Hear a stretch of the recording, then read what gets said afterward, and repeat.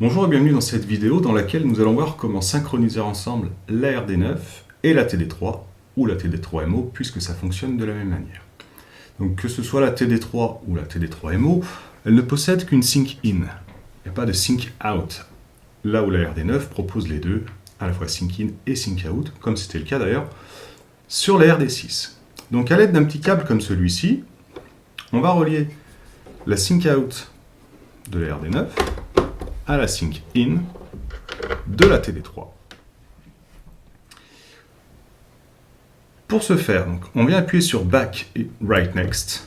On voit qu'on a int et 48 pulsations par noir qui clignotent. Donc c'est pas ce qu'il nous faut. Nous on veut qu'elle soit déclenchée par la RD9. Donc déclencher en anglais c'est trigger. On rappuie, on vient sur Trig et on va prendre 24 pulsations par noir. On lance la TD3 et il n'y a pas de son. C'est normal puisqu'elle attend le signal de la RD9 désormais pour se déclencher. Donc sur notre RD9, on va venir appuyer sur Settings, Clock, et on appuie sur Tap Hold jusqu'à ce qu'on arrive sur Analog.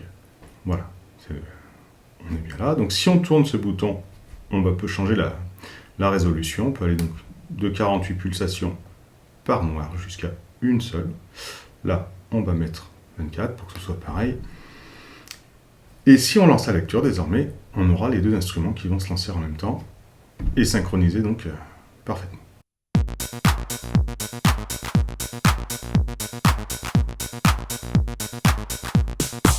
Donc là encore, si on tourne le tempo de la TD3, il n'y a aucune incidence. En revanche, si on le change sur la RD9,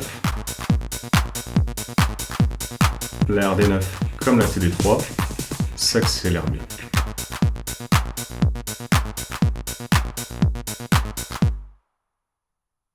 Si vous ne possédez pas de petits câbles comme celui-ci, mais simplement des câbles MIDI, on peut parfaitement les synchroniser en MIDI également. Donc ici, j'ai relié le MIDI out de la RD9 vers le MIDI in de la TD3. Donc là encore, la TD3 va attendre le signal de la RD9 pour se déclencher. Du coup, on revient appuyer sur Back et Right Next. Cette fois-ci, c'est plus Trig qu'il nous faut, mais MIDI. De la même manière, si je lance la lecture, il n'y a toujours rien qui se passe. Et sur la RD9, on n'a rien à faire en fait. On a juste à lancer la lecture et ça va se déclencher.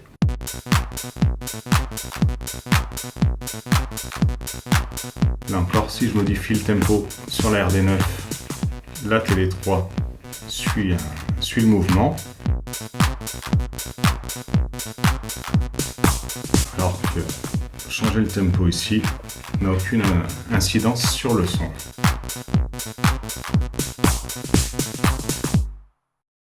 Voilà. On va maintenant voir le branchement inverse.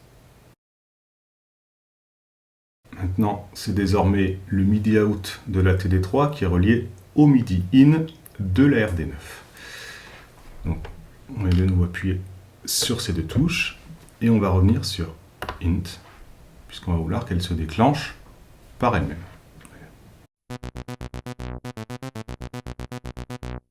Ce qui est bien le cas. Sur notre RD9, on va simplement venir ici appuyer au niveau sync une fois pour être sur MIDI. Et si on lance la lecture, on se rend compte que la RD9 va être déclenchée désormais par la TD3.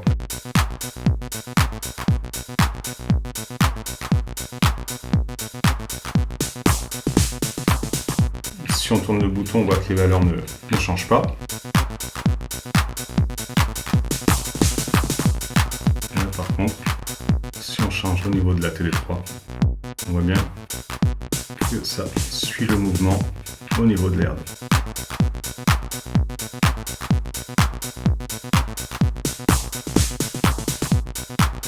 Voilà, j'espère que ce petit tuto vous aura été utile. Je vous remercie pour le visionnage et je vous dis à très bientôt pour une prochaine vidéo.